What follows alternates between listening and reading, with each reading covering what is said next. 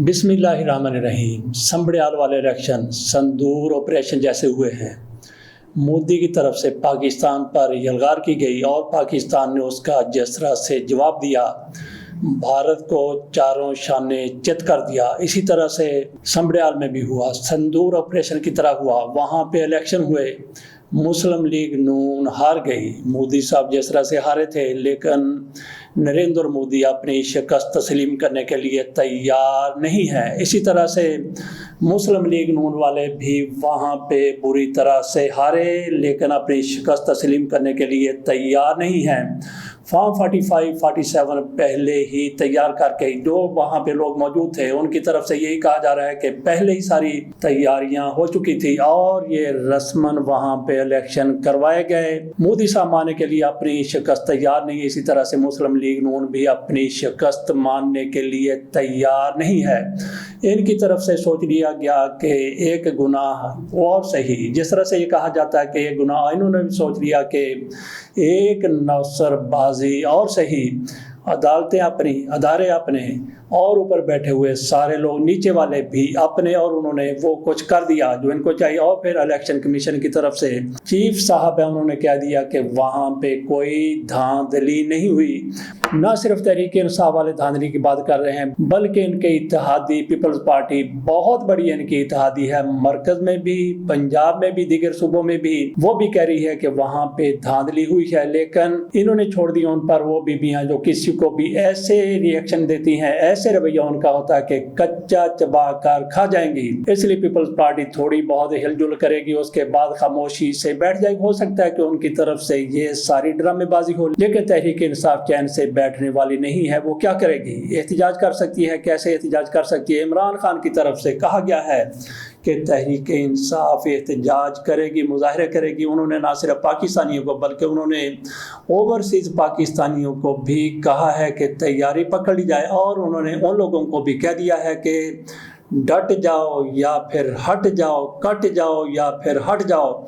किन लोगों को? अपनी पार्टी के लीडरों को इमरान खान की तरफ से कहा गया है कि डट जाओ, अगर नहीं डट सकते तो अपने ओहदे छोड़ दो। किसी ऐसे बंदों को इन ओहदों पर लाया जाए जो ईमानदारी से, दयानतदारी से, जुर्रत से, दिलेरी से तहरीक इंसाफ के काज को आगे बढ़ा सकें।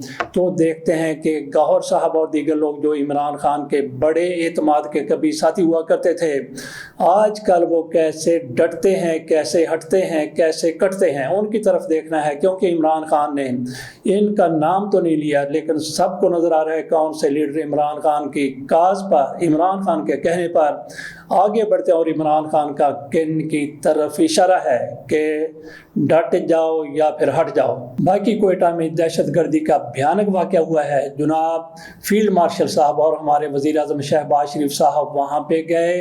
आसिम मुनीर साहब की तरफ से दिलेराना बात की गई, जुर्रतमंदाना बात की गई। उनकी तरफ से कहा गया बहादुर बलोचों की हमायत से दहशतगर्दों को कुचल के रख दिया जाएगा। बिल्कुल ऐसा ही होना चाहिए। हमें राहील शरीफ याद आ गए कि दहशतगर्दी का एक वाक़या होता था, उसमें एक पाक फौज का सपूत मारा जाता था, शहीद हो जाता था, तो उस वक्त तक वो चैन से नहीं बैठते थे जब तक 10 दहशतगर्दों का खात्मा वो नहीं कर लेते थे। इसी तरह से फील्ड मार्शल आसिम मुनीर से भी उम्मीद है कि वो उसी तरह से करेंगे दहशतगर्दों के खात्मे के लिए। एक तरफ इनकी तरफ से दहशतगर्दों को ललकारा जा रहा है फील्ड मार्शल की तरफ से, तो दूसरी तरफ हमारे वजीर आजम साहब चूं चूं चां चां करते हुए नजर आ रहे हैं। उनकी तरफ से कहा जा रहा है कि बलोच हमारे भाई हैं। कौन से बलोच हमारे भाई हैं? बिल्कुल वो बलोच हमारे भाई हैं जो अमन के लिए अपना किरदार अदा कर रहे हैं, और जो हुकूमत में इनके साथ बैठे हुए वो इनके भाई हैं। लेकिन जो दहशतगर्दी करते हैं वो पाकिस्तान में या पाकिस्तान से बाहर हैं। सब कुछ शहबाज शरीफ साहब कहते हैं कि आएँ, इकट्ठे बैठें, दहशतगर्दी का खात्मा करें। तो दहशतगर्दी का खात्मा दहशतगर्दों को साथ मिला के नहीं किया जा सकता ताकि वो आपका साथ देने के लिए तैयार ना हो जाएं। जब तक वो दहशतगर्दी पर आमादा हैं, वो दहशतगर्द हैं, और उनके खात्मे के लिए आपको किसी भी हद तक जाना है। लेकिन शहबाज शरीफ साहब चूं चूं चां चां कर रहे हैं, उनकी मिन्नतें करते हुए नजर आ रहे हैं। लेकिन फील्ड मार्शल की तरफ से जो कुछ कहा जा, जिस तरह का रवैया इख्तियार किया जा रहा है, जैसा कि हमने पहले ही बात की कि पाक फौज की तरफ से सारे मामलात को कंट्रोल किया गया, टेक ओवर किया गया, तो भारत को नाक चने चबवा दिया गया है, भारत को चित करके रख दिया गया। अगर इनके सर पर पगड़ी होती तो वो पाँव में रोल रही होती। जिस तरह के इनके अपने रवैये हैं, जिस तरह से इनके انڈیا کے ساتھ بڑے اچھے مناسب ہیں۔ شہباز شریف صاحب جس طرح کی باتیں کرتے ہیں لگتا ہے کہ ڈرے ہوئے ہیں، خوفزدہ ہیں، سہمے ہوئے ہیں، لیکن فیلڈ مارشل صاحب جس طرح سے للکار رہے ہیں بھارت کو، پہلے بھی ہم نے بات کی تھی کہ عمران خان جس طرح سے کشمیر کے حوالے سے ایک بھرپور موقف رکھتے تھے، ہمارے فیلڈ مارشل کا بھی ویسے ہی موقف ہے۔ اگر یہ ایک پیج پر آ جاتے ہیں عمران خان اور فیلڈ مارشل عاصم منیر تو پھر پاکستان دیکھیے گا کہ کس طرح سے آگے بڑھتا ہے، کس طرح سے ترقی کرتا ہے، کس طرح سے پاکستان سے دہشت گردی کا خاتمہ ہوتا ہے، اور مودی کس طرح زمین چاٹنے پر، دھول چاٹنے پر ایک بار پھر مجبور ہوتا ہے۔ پاک فوج کی طرف سے مودی کو دھول چاٹنے پر مجبور کر دیا گیا تھا۔ مودی صاحب اپنی شکست ماننے کے لیے تیار نہیں تھے۔ جس طرح سے الیکشن سندور میں ہماری مسلم لیگ نون کی حکومت، ہماری مسلم لیگ نون کی انتظامیہ، ان کے لیڈر اپنی شکست تسلیم کرنے کے لیے تیار نہیں ہے، اسی طرح سے مودی بھی اپنی ہار تسلیم نہیں کر رہے تھے، لیکن ان کے chief of defence staff Anil Chauhan کی طرف سے اس کو تسلیم کر لیا گیا ہے کہ پاکستان کی طرف سے بھارت کے 6 جہاز مار گرائے گئے ہیں۔ اسی طرح سے پیپلز پارٹی کی طرف سے مسلم لیگ نون کی شکست کو تسلیم کیا گیا ہے۔ انیل چوہان کی طرف سے یہ تو نہیں کہا گیا کہ 6 طیارے بھارت کے گرائے گئے ہیں، لیکن انہوں نے یہ تسلیم ضرور کیا ہے کہ بھارت کے طیارے گرائے گئے ہیں۔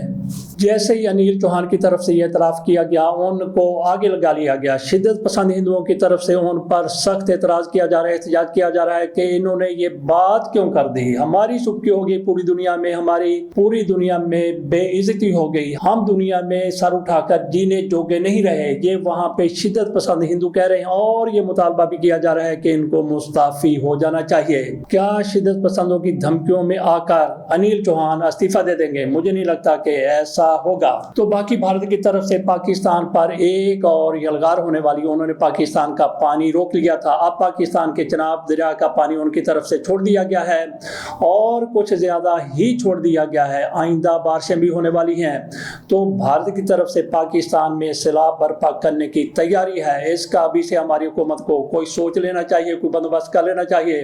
تو پیپلز پارٹی پر تھوڑا سا آپ بھی ایسے کر دیں، ان کی وجہ سے، ان کی ہٹ دھرمی کی وجہ سے، اور کچھ ANP والوں کی ایسی ہی ہٹ دھرمیوں کی وجہ سے کالا باغ ڈیم نہیں بن سکا تھا، جس کے 2 فائدے تھے۔ ایک تو وہاں پہ بجلی پیدا ہونی تھی، دوسرا یہ کہ اگر پانی زیادہ آ جائے، سیلاب آ جائے، تو سارے کا سارا پانی اس میں سما سکتا تھا، اور پھر پاکستان کو جیسے جیسے پانی کی ضرورت ہوتی تو وہاں سے لیا جا سکتا تھا، لیکن ان کی طرف سے شدید مخالفت کی گئی۔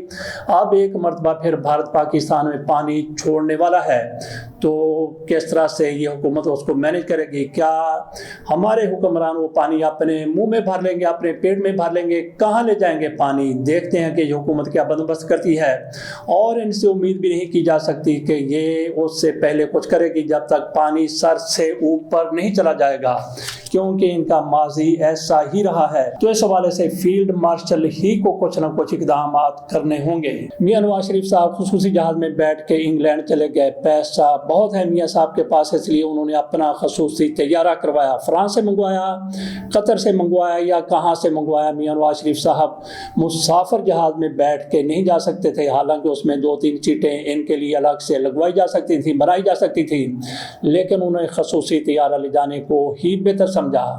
وہاں پہ گئے ہیں، علاج کے لیے گئے ہیں، ان کا بیٹا ان کے ساتھ ہے، وہیں پہ عید گزاریں گے۔ پاکستان میں ان کا علاج نہیں ہوتا۔ عام آدمی کے لیے کہتے ہیں کہ ہم نے بڑے بڑے ہاسپٹل بنا دیے، لیکن ان کے لیے کوئی ایک ہاسپٹل بھی نہیں بنا جہاں پہ میاں نواز شریف صاحب کا علاج ہو سکے، مریم نواز شریف صاحبہ کی معمولی سی چھوٹی سی سرجری ہو سکے۔ اپنی معمولی سی سرجری کروانے کے لیے بھی یہ پاکستان سے باہر چلے جاتے ہیں۔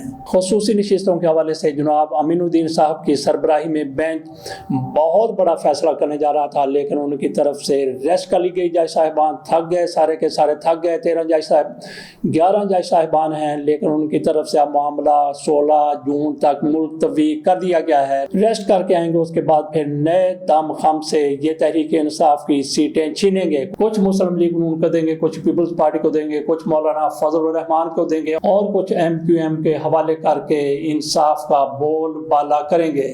مولانا فضل الرحمان صاحب کی طرف سے بیان دیا گیا ہے، انہوں نے بڑا زبردست بیان دیا ہے۔ ان کی طرف سے کہا گیا ہے کہ قرآن اور آئین کے منافی کوئی قانون نہیں بن سکتا۔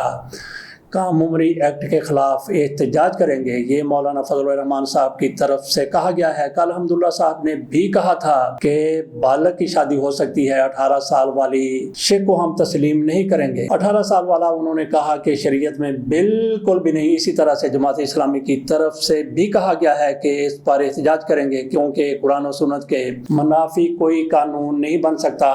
تو یہ کیسے احتجاج کریں گے، کب احتجاج کریں گے، کب کا تو انہوں نے نہیں بتایا۔ لگتا ہے کہ یہ منجی پر بیٹھ کر احتجاج کریں گے، کیونکہ ان کے اس حکومت کے ساتھ بھی رابطے ہیں۔ تو اس حکومت کو جس کے ساتھ ان کے اور جماعت اسلامی کے رابطے ہیں، مفادات ہیں، ان کو کیسے گرانے کے لیے یہ بہت بڑا احتجاج کر سکتے ہیں۔